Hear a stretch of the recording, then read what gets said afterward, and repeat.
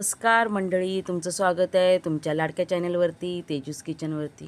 हो बाई, खूप वर्षांनी आली आहे, पण काय करणार यार, प्रॉब्लेम पण तसाच होता. सांगीनच मी पुढे हळूहळू टप्प्याटप्प्यात. तर हे पहा, सकाळ झाले, मस्त माझ्या झाडाला फूल आलेलं आहे.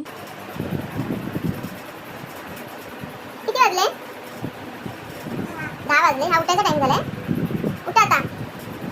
चल ये, उठ. चल हात दे. बघ हे बघा काय चालू आहे. ये हात दे.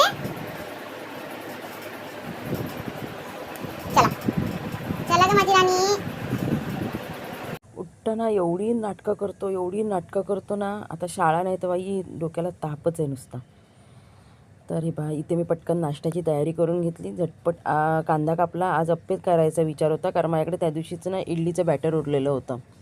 तर त्यामध्ये पटकन मी कांदा टाकला. थोडंसं बॅटर माझं सैल होतं, त्यामुळे त्यामध्ये मी जरासा रवा टाकला घट्टपणासाठी.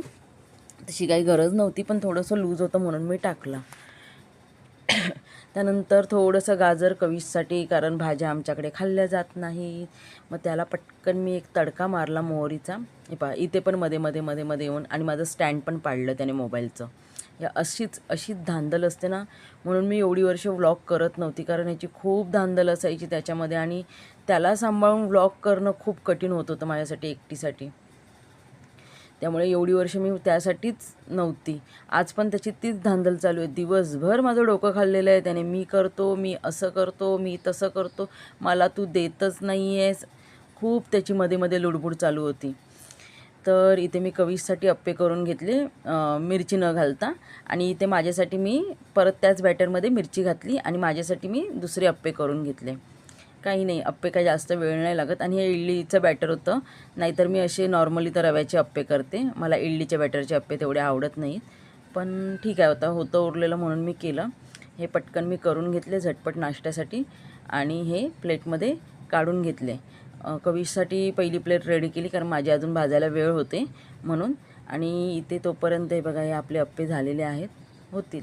या अप्प्यांमध्ये ना मधल्या भांड्यांमध्ये ठेवावे लागतात, नाही तर साईडचे अप्पे भाजत नाही आहेत. तर इथे तोपर्यंत कविशने आंघोळ आटपून घेतली आपली, आणि त्याला देवपूजा करायला भारी आवडते. तर तेच आज मंगळवार पण होता, अंगारिका पण होती. तर मी त्याला बोलली देवपूजा करून घे.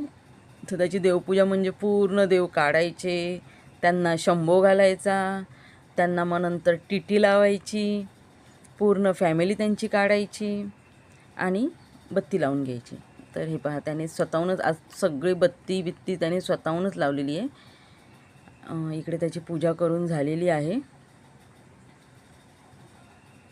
त्यानंतर थोडा दुपारनंतर जेवण बिवून झाल्यानंतर माझ्याकडे थोडा वेळ होता. आज काय पार्लरसाठी कोणीच नव्हतं, क्लायंटचा कोणाचाच कॉल आला नव्हता किंवा मलाही बाहेर जायचं नव्हतं. त्यामुळे मी थोडा वेळ मशीनवर बसली. माझा हा ब्लाऊज खूप 15-1 दिवस झालेले मी कापून ठेवलेला, माझाच ब्लाऊज होता म्हणून आराम खातं चालू होतं माझं. तर मी आज त्या ब्लाऊजला पूर्ण कंप्लीट करून टाकलं एकदाचं. आणि संध्याकाळी आम्ही निघालो, एका क्लायंटला शॅम्पू द्यायचे होते. तर शॅम्पू देण्यासाठी निघालो. तिथून एका क्लायंटला आंबेसुद्धा द्यायचे होते. तर चला, आजसाठी एवढंच. Bye bye.